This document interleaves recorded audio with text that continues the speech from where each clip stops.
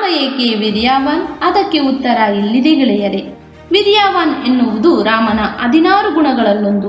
ವೀರರಾಘವ ಎಂಬ ಹೆಸರು ರಾಮನಿಗಿದೆ. ವಿಶ್ವಾಮಿತ್ರರು ಯಾಗ ರಕ್ಷಣೆಗೆ 12 ವರ್ಷದ ರಾಮನನ್ನು ಕರೆದೊಯ್ಯಬೇಕಾದರೆ ಅವನ ಪರಾಕ್ರಮ ಎಂಥದ್ದು! ಅವರಿಂದ ಅಸ್ತ್ರ ಶಸ್ತ್ರಗಳ ಉಪದೇಶ ಆಗುವ ಮುಂಚೆಯೇ ರಾಮ ಪರಾಕ್ರಮಿ. ಅವನ ಬಾಣದ ಮೊದಲ ಬಲಿ ಸುಬಾವು.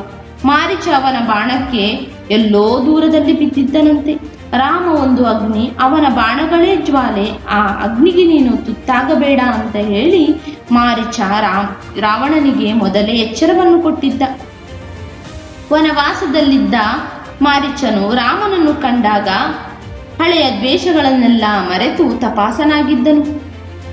ಮಿಥಿಲೆಯಲ್ಲಿ ಶಿವಧನುರ್ಭಂಗ ಮಾಡಿದಾಗ ಬಿಲ್ಲನ್ನು ಎತ್ತಿದಂತೆಯೇ ಮುರಿದದ್ದು ಕೂಡ ರಾಮನು ವೀರ್ಯ ಪ್ರದರ್ಶನ.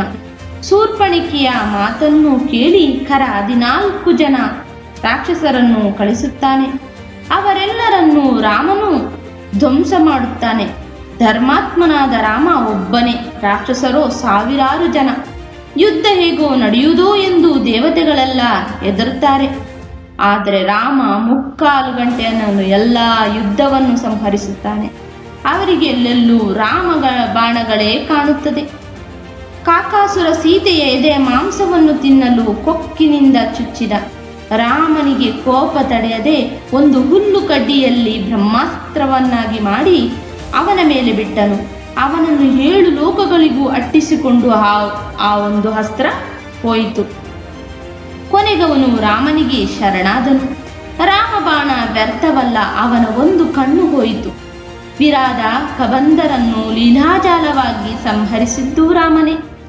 ಅದಕ್ಕೆ ಹೇಳುವುದು ರಾಮನು ವೀರ್ಯಕ್ಕೆ ನಿದರ್ಶನ.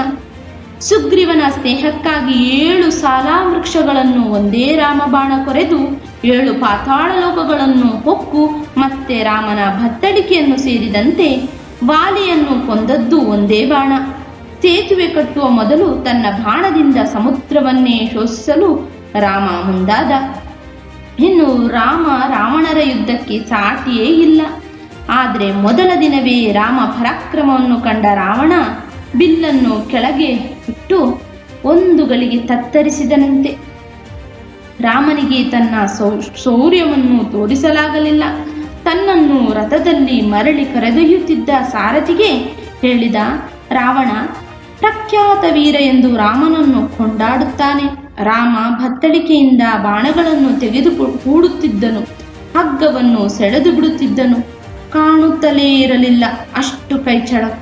ಅವನ ತಲೆಗಳನ್ನು ಕತ್ತರಿಸುತ್ತಲೇ ಹೋದ ರಾಮ.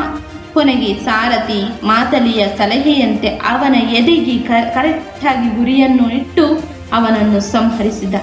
ಹೀಗೆ ರಾಮ ರಘುವೀರನಷ್ಟೇ ಅಲ್ಲ, ಮಹಾವೀರ ಕೂಡ.